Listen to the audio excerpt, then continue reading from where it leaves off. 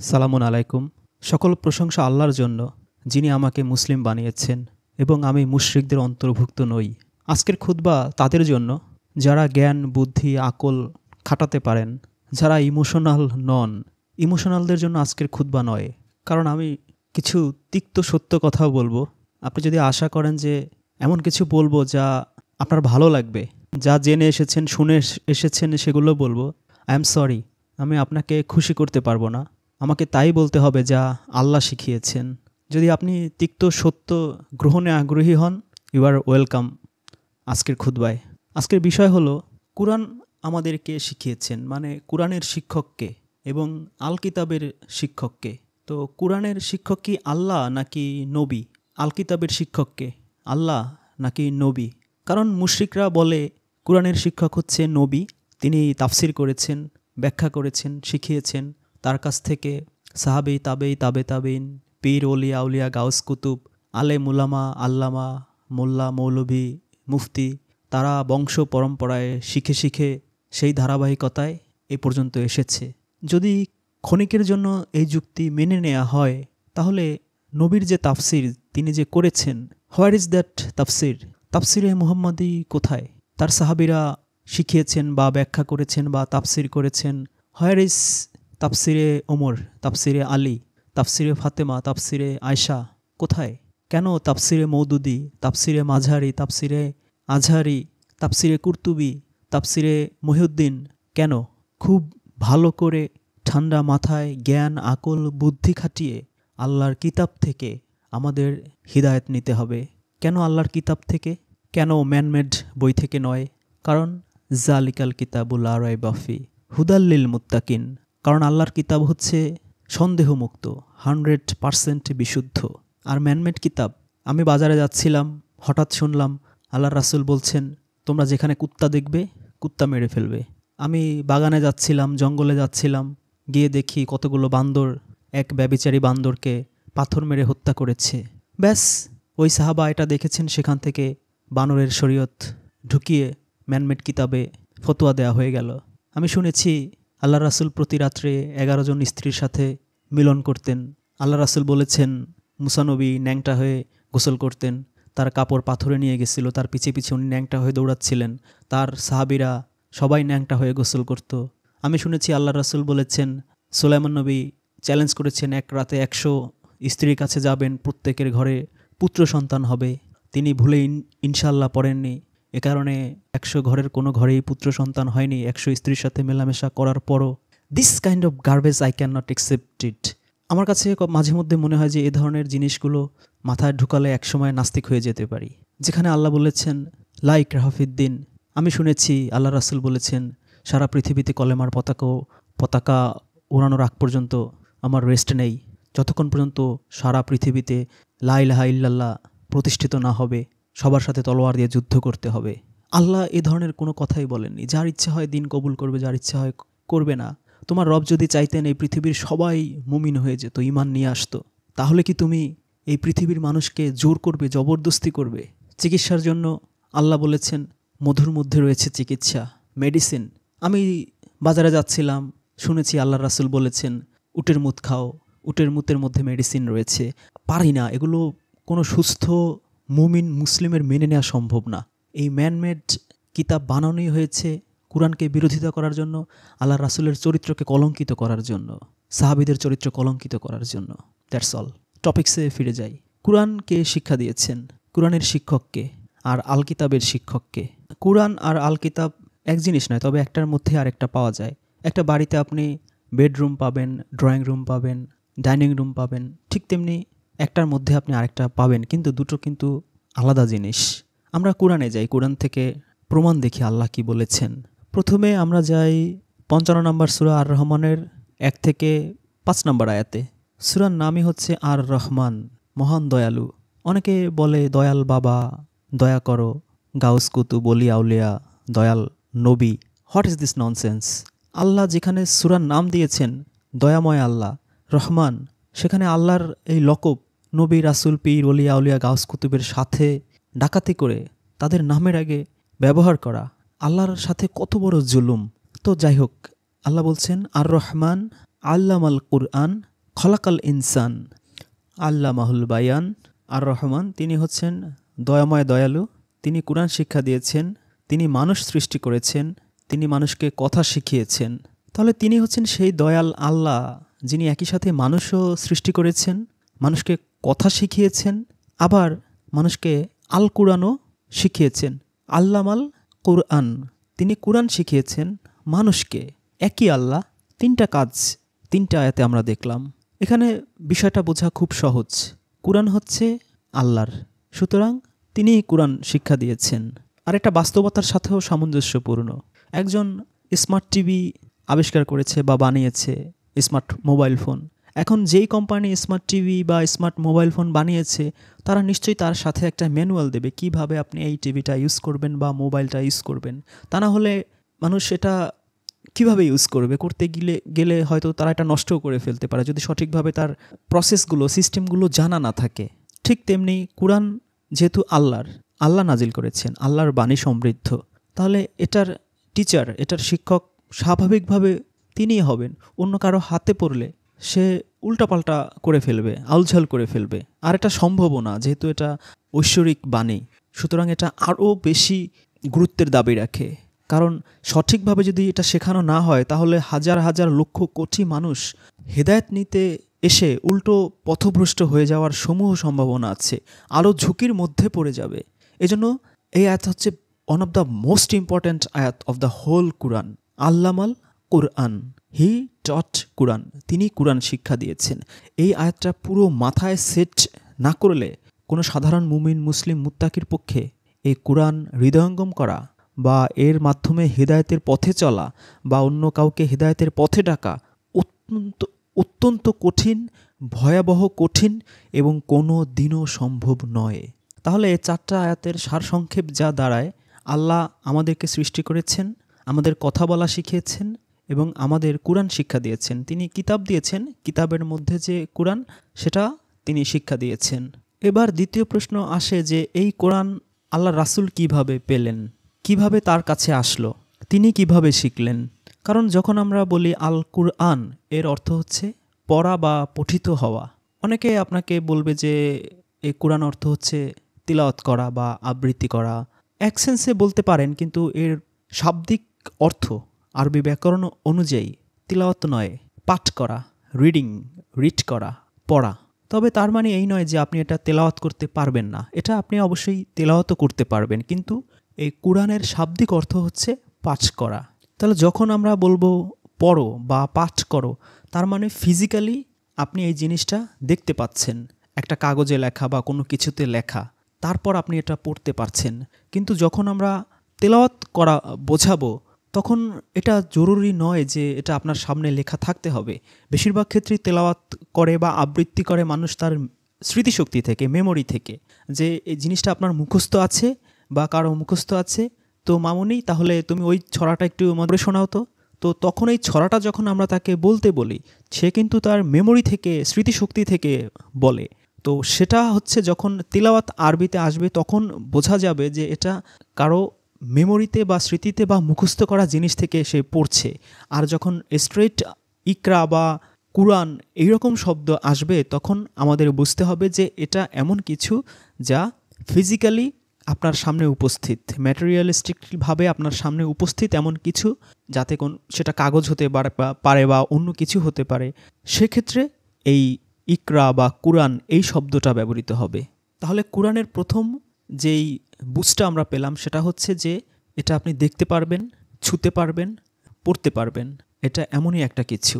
যখন আমি আপনাকে বলবো পড়ো বা পড়েন, তার মানে হচ্ছে আমি আপনাকে এমন কিছু দিয়েছি যেটা আপনি দেখতে পাচ্ছেন, নিজের চোখে দেখে দেখে পড়ার মতো ক্যাপাবিলিটি আছে, আপনি পড়তে পারছেন। তখনই আমি আপনাকে এই কমান্ড বা এই আদেশটা করতে পারি যে ইকরা, রিড বা পড়ো।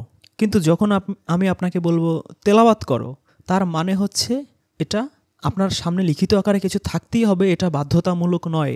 বেশিরভাগ ক্ষেত্রেই বুঝতে হবে যে আমি জানি যে এই যেটা আপনাকে তেলাওয়াত করতে বলছি বা আবৃত্তি করতে বলছি সেই জিনিস আপনার মেমোরিতে আছে, আপনার স্মৃতিশক্তিতে আছে, এটা আপনার মুখস্থ। সেই ক্ষেত্রেই আমি আপনাকে তেলাওয়াত বা আবৃত্তি করতে বলতে পারি, যেটা এর আগে আপনি পড়েছেন বা আপনার মুখস্থ আছে, সেটা হুবহু আপনি এখন শোনান, তেলাওয়াত করেন। এবং এই তেলাওয়াত করতে আপনার কোনো কিছু চেক করতে বা কোনো কিছু পড়তে বা কোনো বই পুস্তক আর দরকার নেই। এই পার্থক্যটা বুঝতে গেলে আমরা সূরা বাকারার 121 নম্বর আয়াতে গেলে দেখতে পাবো যে সেখানে এই তেলাওয়াত শব্দটা আছে। এছাড়া আমরা 98 নম্বর সূরার 2 থেকে 3 নম্বর আয়াতে গেলেও দেখতে পাই যেখানে আল্লাহ বলছেন রাসূলুম মিনাল্লাহ ইয়াতলু সুহুফাম মুতাহহারা ফিহা কুতুবুন কাইয়্যিমা। আল্লাহর পক্ষ থেকে এক রাসূল পবিত্র কিতাব তেলাওয়াত করে, আবৃত্তি করে, তাতে রয়েছে সঠিক বিধান, সুপ্রতিষ্ঠিত বিধান। তাহলে এ দুটো আয়াতে পরিষ্কার যে আল্লাহর রাসূল কিতাব থেকে তেলাওয়াত করছেন, কারণ তিনি অলরেডি এটাকে উপলব্ধি করেছেন, হৃদয়ঙ্গম করেছেন, স্টাডি করেছেন, পড়েছেন, যে এ কারণে তার স্মৃতি থেকে তিনি তেলাওয়াত করে শোনাচ্ছেন সঠিক দিন, সঠিক বিধান। এই আয়াত দুটোতে একেবারে পরিষ্কার যে তেলাওয়াত আর পড়া, ইকরা, এর পার্থক্যটা পরিষ্কার আমরা বুঝতে পারলাম সূরা বাইয়ানার 2 এবং 3 নম্বর আয়াতে। তাহলে যখন কোনো কিছু তেলাওয়াত করা হয় তখন এটা জরুরি নয় যে সামনে কোনো কিছু লিখিত আকারে বই বা পুস্তক বা কোনো কিছু থাকতেই হবে। এটা স্মৃতিশক্তি থেকে, মেমোরি থেকেই বলে মানুষ সাধারণত। আর যখন পড়ার কথা বলা হয়, ইকরার কথা বলা হয়, তখন এটা বাধ্যতামূলক যে তার সামনে কাগজে বা বইতে বা কোনো কিছুতে কোনো কিছু অবশ্যই লিখিত আকারে থাকতে হবে এবং ওটা দেখে তিনি পড়তে পারবেন। This is the basic difference between পড়া, পাঠ করা এবং তেলাওয়াত বা আবৃত্তি করার মধ্যে। তাহলে এবার আমরা আরেকটু প্রমাণ দেখি যে কোরআনকে কেন পাঠ করা বলা হয়, পড়া বলা হয়, কেন এটাকে কোরআনের অর্থ কেন তেলাওয়াত নয়, কোরআনের অর্থ কেন পাঠ করা হবে বা রিডিং হবে। আমরা দেখব সূরা আলাকের 1 থেকে 5 নম্বর আয়াত পর্যন্ত। তো 96 নম্বর সূরার 1 নম্বর আয়াতে আল্লাহ বলছেন ইকরা বিসমি রব্বিকাল্লাযী খলাক খলাকাল ইনসানা মিন আলাক ইকরা রব্বুকাল আকরাম আল্লাযী আল্লামাল বিল কলম আল্লামাল ইনসানা মা লাম ইয়ালাম। তাহলে আমরা প্রথম আয়াত থেকে শুরু করি। প্রথম আয়াতে আল্লাহ বলছেন ইকরা, পড়ো, রিড, তোমার প্রভুর নামে যিনি সৃষ্টি করেছেন। তো আপনাকে লাহুয়াল হাদিসের অনুসারীরা, মুশরিকরা আপনাকে বলবে আল্লাহর রাসূল তিনি এক গুহার মধ্যে যেতেন, সেখানে সাধনা করতেন, ধ্যান করতেন, সেখানে এক ফেরেশতা আসলো, এসে তাকে বুকে জড়িয়ে চাপ দিল, বলল পড়ো। Are you mad? তিনি কি ব্যাটম্যান ছিলেন? ব্যাটম্যান তো গুহার মধ্যে যায়, তিনি ব্যাটম্যান ছিলেন? কোনো সুস্থ মানুষ তার স্ত্রী সন্তান রেখে তিনি গুহার মধ্যে যেয়ে কী করবেন, কী ধ্যান করবেন গুহার মধ্যে?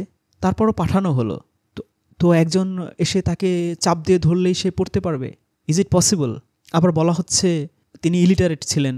মিলে দুটোর সাথে লাহুয়াল হাদিসের যে প্রত্যেক ঘাটে ঘাটে ঝামেলা, যে 100 রকম বৈপরীত্য, এই ঘটনা হচ্ছে তার আরেকটা জ্বলন্ত প্রমাণ। চাপ দেওয়ার সাথে সাথে তিনি পড়া শুরু করে দিবেন। দিস ইজ নট ইকরা। যদি ওরকম কিছু হতো তাহলে আল্লাহ এখানে ইকরা শব্দ ব্যবহার করতেন না, আল্লাহ এখানে তিলাওয়াত শব্দ ব্যবহার করতেন। তবে অবশ্যই তার আগে থেকে এটা মুখস্থ থাকতে হতো। মুখস্থ থাকা জিনিসকে বলা হয় তিলাওয়া। যখনই আল্লাহ এখানে ইকরা বলছেন তার মানে এটা পরিষ্কার যে আল্লাহ রাসূলের সামনে লিখিত এমন কিছু ছিল যেটা দেখা যায়, ছোঁয়া যায় এবং অক্ষর দেখে দেখে ইউ ক্যান রিড, আপনি পড়তে পারেন। আর যদি এই মুশরিকদের কথা আপনি মেনেও নেন তাহলে প্রশ্ন আসে যে ফেরেশতা যখন রাসূলকে বলল পড়ো, পড়ো, কী পড়বো আমি? কি মানে কোনো মেক সেন্স করে এই কথাটা? যে একটা মানুষকে এসে একজন চাপ দিয়ে বলল যে পড়ো, কোনো কাগজ নাই, পত্র নাই, কিতাব নাই, বই নাই, কিছু নাই, পড়ো, কী পড়বো আমি? ফার্স্ট প্রশ্নই তো এটা আসে যে আমি কী পড়বো? আবার বলছে পড়ো, তো হোয়াট শুড আই রিড? আমি কী পড়বো? ননসেন্স কথাবার্তা। আবার এরাই আবার হাদিস বানিয়েছে, মৃত্যুসজ্জায় বলেছে আমাকে কাগজ কলম এনে দাও, আমি কিছু লিখে দেব। The man who can not read, the man who is illiterate, অশিক্ষিত, নিরক্ষর, তিনি আবার বলছেন আমাকে কাগজ কলম এনে দাও, আমি লিখব। মদিনা সনদ লিখেছেন। মানে সব বৈপরীত্য ভরা, একটার সাথে আরেকটার 100 রকমের বৈপরীত্য, আগা নাই মাথা নাই, একটার সাথে আরেকটার কোনো মিল নাই। এক জায়গা বলছে নিরক্ষর, আবার বলছে তিনি বলেছেন আমাকে কাগজ কলম এনে দাও। তাহলে খলিফা ওমর তিনি কেন বললেন যে আপনি কাগজ কলম দিয়ে কী করবেন? You are a illiterate person, আপনি কাগজ কলম, এই ওনাকে কাগজ কলমের বস্তা এনে দাও তো, অশিক্ষিত মানুষ আসছে লিখতে চাচ্ছে। তিনি তো এই কথা বলেননি।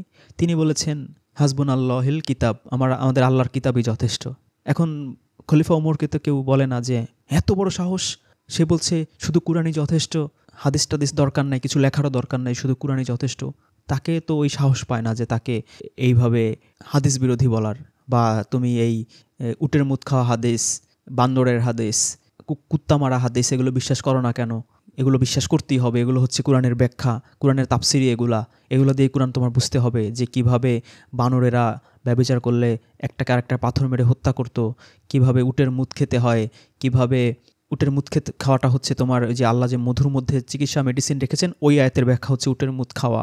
কুত্তা মারতে হয়, এটা হচ্ছে যে সূরা কাহাফে যে আল্লাহর যে মুমিন কিছু বান্দা ছিল, তারা যে তাদের গুহায় যে একটা কুকুর রাখতো বা ছিল তাদের সাথে, তাদের বন্ধুর মতো তাদের পাহারা দিচ্ছিল, ওই আয়াতের ব্যাখ্যা হচ্ছে যে কুত্তা দেখলেই মেরে ফেলতে হবে, কারণ নাইলে তো গুহার পাশে পাহারা দেবে।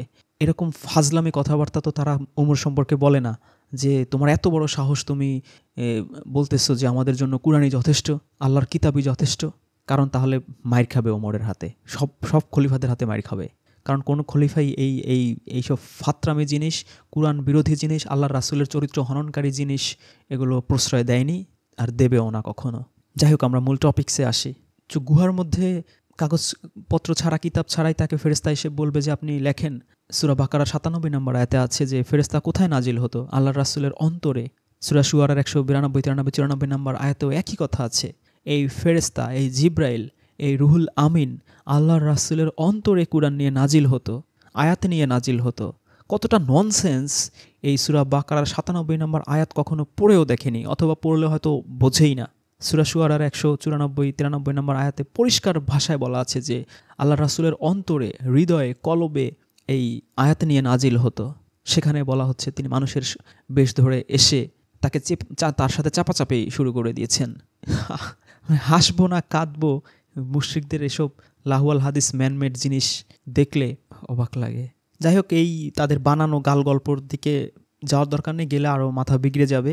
এটা হচ্ছে যে একটা কিতাব ছিল, আমরা এই আয়াতটা পড়েই বুঝতে পারছি লিখিত কোনো কিছু ছিল। এ কারণেই আল্লাহর রাসূলকে বলা হচ্ছে যে ইকরা, পড়ো, রিড করো। কার নামে? বিসমি রব্বিকাল্লাযী খলাক, যিনি তোমাকে সৃষ্টি করেছেন। কারণ আল্লাহ নামের মধ্যেই বরকত আছে। এ কারণেই তো আল্লাহ দোয়া শিখিয়েছেন যে বলো রাব্বি জিদনি ইলমা, হে আল্লাহ আমার ইলম বাড়িয়ে দাও, জ্ঞান বাড়িয়ে দাও। এখানেও আমরা সেই সূরা রহমানের সেই একই কথা পেলাম যে যিনি সৃষ্টি করেছেন, রব্বিকাল্লাযী খলাক, যিনি সৃষ্টি করেছেন, তার নামে পড়ো।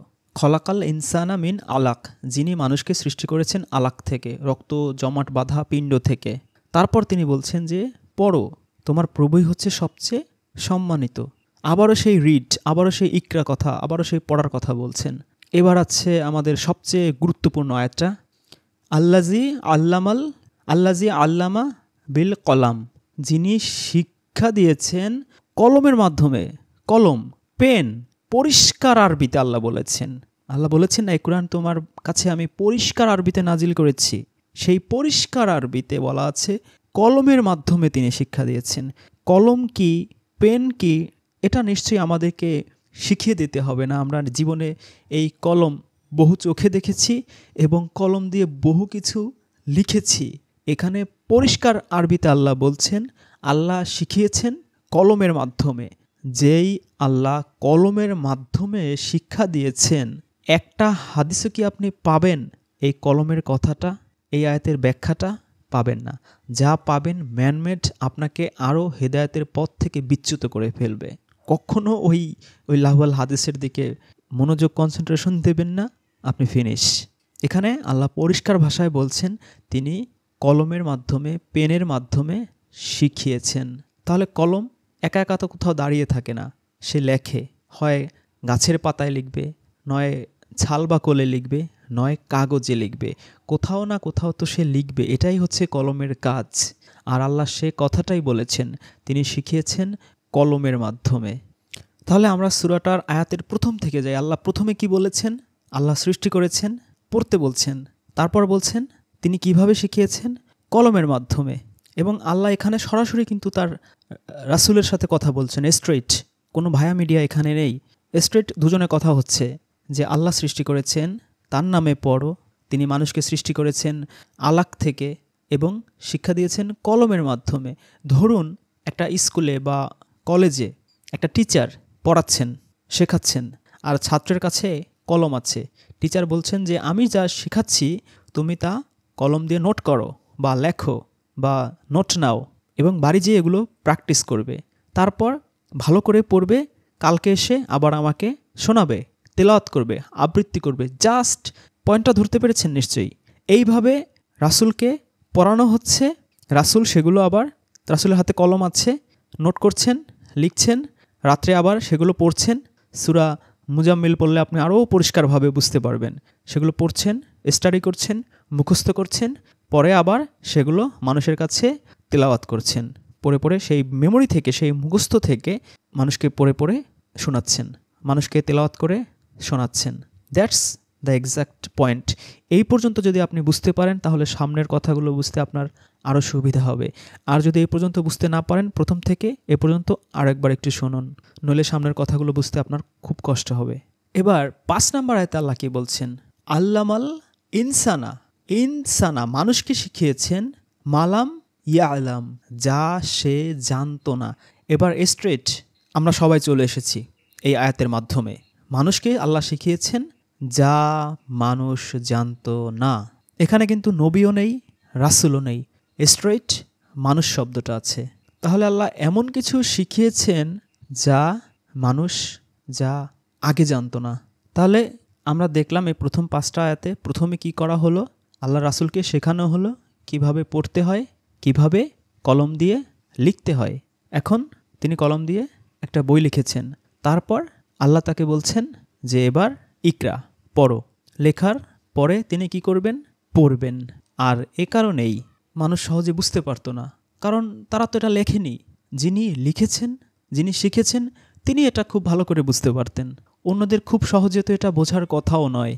ধরুন আপনি একটা সায়েন্সের স্টুডেন্ট, এখন আপনার অনেক সমীকরণ, অনেক ফিজিক্স থিওরি, অনেক কোণ, ত্রিকোণমিতি, জ্যামিতি আপনি নোটবুকে বা খাতায় লিখেছেন, বিভিন্ন ম্যাপ ট্যাপ করেছেন। বাইরের হঠাৎ একজন এসে আঁকিবুকি বা এরকম লেখালেখা উপরে A B C, A square B square C square বা অন্যান্য অনেক কিছু দেখলে বলল যে কী লিখছো এগুলো, তুমি বুঝতেছি না তো কিছুই। তো আপনি বলবেন যে, হাসবেন যে তুমি বুঝবা না, এগুলো আমার আমার আলাদা জিনিস এগুলো। তো আল্লাহ রাসূল লিখেছেন, লিখে মানুষের কাছে যখন নিয়ে এসেছেন যে কিতাব দেখো, দিস ইজ দ্য বুক, এটা হচ্ছে তোমাদের হেদায়েত। তো মানুষ কি করতো? হাসতো যে পাগল এলো, কি বলে না বলে, একটা বই লিখে এনে বলতেছে যে এটা হচ্ছে হেদায়েতের, এটা হইল কিছু। মানুষ এরকম বুঝতো না, হাসতো, পাগল বলতো, জাদুকর বলতো, বা তুমি তাওরাত, জাবুর, ইঞ্জিল ওগুলো থেকে কপি করে লিখছো এরকমও বলতো। তাহলে ভাবুন যে আল্লাহ রাসূলকে আল্লাহ শিখিয়েছেন এমন কোরআন যেটা এই পৃথিবীতে আগে কখনো কাউকে শেখানো হয়নি, কেউ কখনো চোখেও দেখেনি, কোনো মানুষ কল্পনাও করেনি। সেই কিতাব নিয়ে তিনি মানুষের কাছে গেলেন, দেখালেন, কিন্তু তারা হাসি তামাশা করলো, ঠাট্টা মশকরা করলো এই কিতাব নিয়ে। তাহলে এই আয়াতগুলোতে আমরা দেখলাম যে আল্লাহ তার রাসূলকে প্রথমে শিখিয়েছেন হাউ টু রাইট, কীভাবে লিখতে হয়। তারপরে লেখার পরে আল্লাহ বলেছেন যে এবার পড়ো। এবার আমরা দ্বিতীয় প্রমাণপত্রে যাই, সূরা কিয়ামার 16 থেকে 19 আয়াত। আল্লাহ বলছেন লা তুহাররিক বিহি লিসানাকা লিতা'জালা বিহি ইন্না আলাইনা জামাআহু ওয়া কুরআনাহু ফাইজা করানাহু ফাত্তাবি' কুরআনাহু সুম্মা ইন্না আলাইনা বায়ানাহু। তো আল্লাহ কি বলছেন 16 নম্বর আয়াতে যে তোমার জিহ্বাকে দ্রুত নাড়িও না। কেন? এটাকে মুখস্থ করার উদ্দেশ্যে। তাহলে আল্লাহ এই সূরা কিয়ামার 16 থেকে 19 আয়াতে কি বলছেন? কুরআন তাড়াতাড়ি আয়ত্ত করার উদ্দেশ্যে তুমি তোমার জিহ্বাকে দ্রুততার সাথে সঞ্চালন করো না। তোমার জিহ্বা নাড়াবে না, অতি দ্রুত তোমার জিহ্বা নাড়াবে না। নিশ্চয়ই এর সংরক্ষণ ও পাঠ করানোর দায়িত্ব আমারই। অতঃপর যখন আমি তা পাঠ করি তুমি সেই পাঠের, সেই রিডিংয়ের অনুসরণ করো। অতঃপর এর বিশদ ব্যাখ্যার দায়িত্ব আমারই। খুব সিম্পল কিন্তু খুব গুরুত্বপূর্ণ কিছু আয়াত। কুরআন তাড়াতাড়ি আয়ত্ত করার উদ্দেশ্যে তুমি তোমার জিহ্বাকে দ্রুত নেড়ো না। ধরুন আপনি ক্লাসে বসে আছেন, স্যার একটা লেকচার দিচ্ছে, আপনি নোট করছেন। এখন স্যার যে কী ইকুয়েশনগুলো পড়াচ্ছে বা কোন ত্রিকোণমিতি পড়াচ্ছে আপনি খুব ভালো করে বুঝতেছেন না। স্যার শুধু বলে যাচ্ছে A square plus 2ab plus B square minus C square minus summation minus 2ad plus FT. তো আপনি লিখছেন কিন্তু আপনি কিছু বুঝতে পারতেছেন না। তো আপনি কি চেষ্টা করবেন যে স্যার যা লিখলো আমি একটু দেখি তো প্রথম লাইনটা কী লিখলাম, কী বললো স্যার এইটার সাথে, যে স্যার এই দ্বিতীয় লাইনে যে এটার সাথে এটা ইকুয়েশন মিলালো, এটা কি ঠিক হলো, বা দ্বিতীয় লাইন থেকে স্যার যে তৃতীয় লাইনে গেল, স্যার যে সূত্রটা প্রয়োগ করলো সেই সূত্রটার সাথে কি মিললো নাকি মিললো না, স্যার যে এখানে 25 প্লাস 38 সমান 58 লিখছে, আসলে কি 58 হয় না 57 হয়, একটু দেখি তো। সবসময় মানুষের মধ্যেই একটা টেন্ডেন্সি থাকে, যখন সে কোনো কিছু লেখে যদি সেটা এমন হয় যে প্রথমবার সে লিখছে, তাকে বলা হচ্ছে আর সে লিখছে, তখন তার টেন্ডেন্সি থাকে যে সে কি লিখছে সেটা একটু পড়ে দেখি। যে আমি এখন স্যার বলছে 10টা লাইন বলা হয়ে গেছে, আমি 10 নম্বর লাইনে আছি, তো স্যার একটু বলার সময় 10 সেকেন্ড একটু পজ নিয়েছে, তখন আমার টেন্ডেন্সি থাকবে যে প্রথম লাইনটায় আমি কী লিখেছি বা দ্বিতীয় লাইনটায় কী লিখেছি, একটু দেখি তো কী লিখেছি, একটু পড়ার চেষ্টা করব আমি। আল্লাহ এ কথাটাই বলছেন যে এই আয়ত্ত করার উদ্দেশ্যে তুমি জিহ্বা তাড়াতাড়ি নেড়ো না, কারণ মানুষ জিহ্বা কখন নাড়ে, পড়তে গেলে মানুষ জিহ্বা নাড়ে। তো আল্লাহ রাসূল এরকম পড়তে চাচ্ছিলেন, কিন্তু আল্লাহ নিষেধ করেছেন যে না, তুমি লিখতে থাকো, পড়াটারা এগুলো পড়ে, এগুলোর সংরক্ষণ আর পাঠ, এই রিডিং, এটা আমি তোমাকে শিখিয়ে দেব।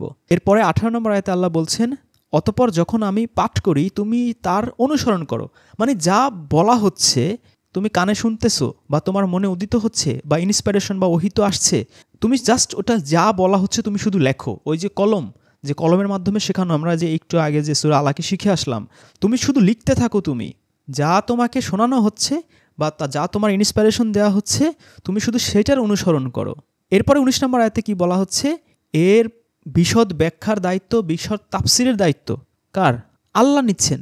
স্বাভাবিক যে টিচার তিনি শেখাচ্ছেন কোন ইকুয়েশনটা কিভাবে হলো, কোন লাইনের পর কোন লাইনটা গেল, কোন কোন সূত্র এখানে প্রয়োগ করা হলো, এ কিউব প্লাস বি কিউবের সূত্র প্রয়োগ করা হলো না এ স্কোয়ার মাইনাস বি স্কোয়ারের সূত্র প্রয়োগ করা হলো, tan 30 ডিগ্রির মান সূত্র প্রয়োগ করা হলো, sine theta by cos theta equal to 1 হবে না 2 হবে, কিভাবে হবে, এটা কে বুঝাবে?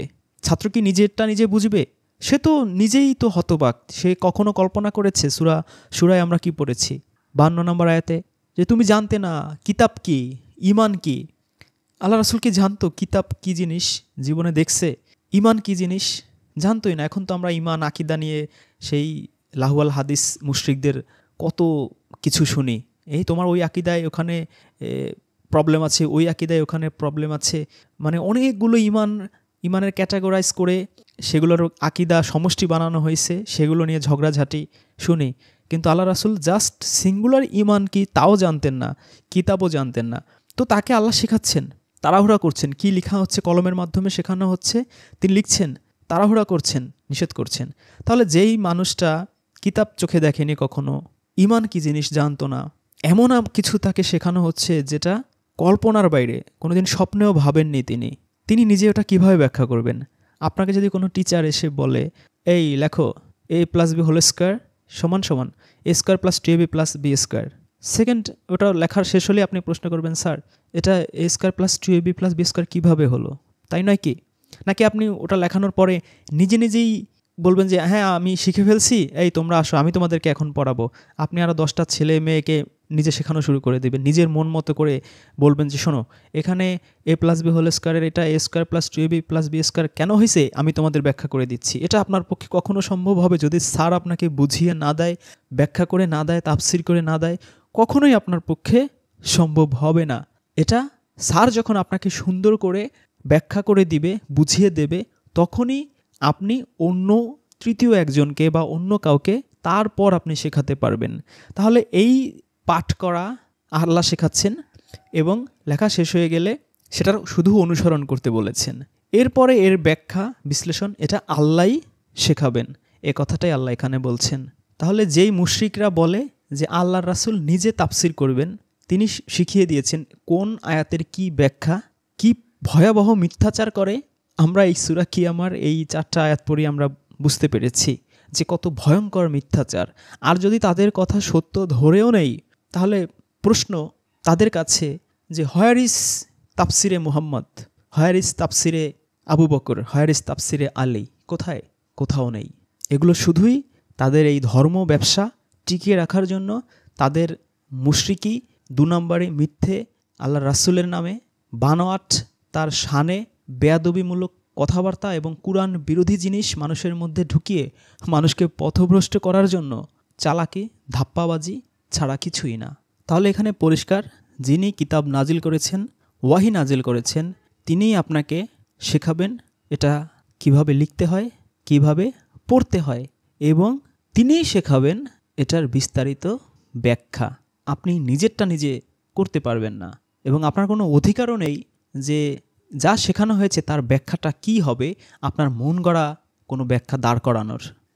এরপরে আমরা দেখব সূরা বাকারার 282 নম্বর আয়াত। আল্লাহ বলছেন, ওয়াত্তাকুল্লাহ ওয়া ইউআল্লিমুকুমুল্লাহ, যদি তোমরা তাকওয়া অবলম্বন করো আল্লাহ তোমাদেরকে শিক্ষা দেবেন। আসলে এই পৃথিবীতে আল্লাহই কিন্তু আমাদের শিক্ষা দেন, কিন্তু আমরা টের পাই না, কখনো ফিল করি না, উপলব্ধি করি না, চিন্তা ভাবনা করি না যে কিভাবে আল্লাহ শিক্ষা দেন। আমরা যখন শিশু থাকি তখন আল্লাহ আমাদের অনেক কিছু শেখান যেগুলো এই পৃথিবীর কেউ আমাদের শেখায় না বা শেখাতে পারে না। একটা ছোট্ট শিশু হামাগুড়ি দেয়, হামাগুড়ি দেওয়া শেখে, কে শেখায় তাকে? মায়ের বুকের দুধ চুষে খেতে হয়, কে শেখায় তাকে? শেখাতে গেলে ছোট্ট শিশুকে 2 মাস, 4 মাস, 6 মাস বাচ্চাকে, সে কি কারো কথা বোঝে? কারো কথা বোঝে না, কিন্তু সে ঠিকই মায়ের বুকের দুধ কিভাবে খেতে হয় শিখে ফেলে। কে শেখায় এটা? অনেক পশু পাখি দেখবেন ছোট্ট বাচ্চা থাকা অবস্থায় অনেক কিছু শেখে। মুরগি কিভাবে তার ডিমকে দিতে হয়, বাচ্চা ফোটার সাথে সাথে কতদিন পরে বাচ্চা ফুটবে, কখন কোন সাইডে যেতে হবে, বাচ্চা ফোটার পরে বাচ্চাদেরও কিছু শেখাতে হয় না। গরুর বাচ্চা পেট থেকে